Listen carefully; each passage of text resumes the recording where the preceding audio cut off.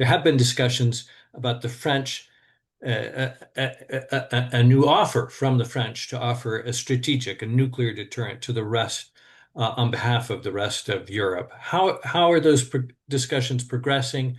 How is that offer being received elsewhere? I think there's a global phenomenon, David, which is because of Trump's perceived unreliability, America's allies all over the world are worrying about nuclear weapons and not having them and how they can deter potentially hot aggressive states without nuclear weapons. So we're seeing discussions in Japan and South Korea about this. We're seeing discussions but also in Germany too, but for the same reason, as well as some Middle Eastern countries.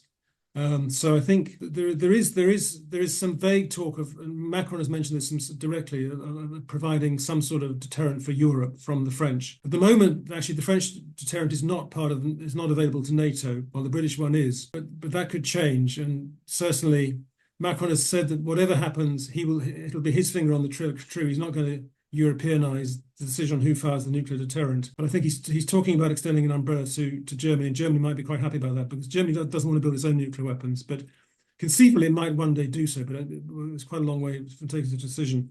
I think in the long run, Britain and France could jointly do something to provide a deterrent for Europe if America's deterrent really collapses or disappears. But I don't think that's going to happen anytime soon. When I was in Washington last week, I heard a lot about withdrawals of American forces from Europe, but not withdrawal of the nuclear deterrent. I think that is a step that Trump hasn't yet considered, touch wood.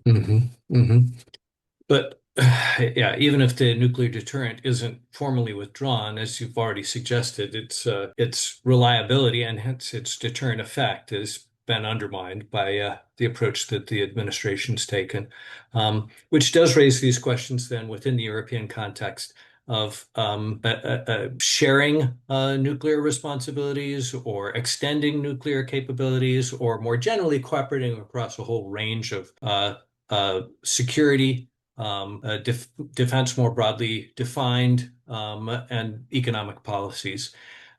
This will suggest, again, if there's no future for treaty-based integration, it will require some other modes of cooperation.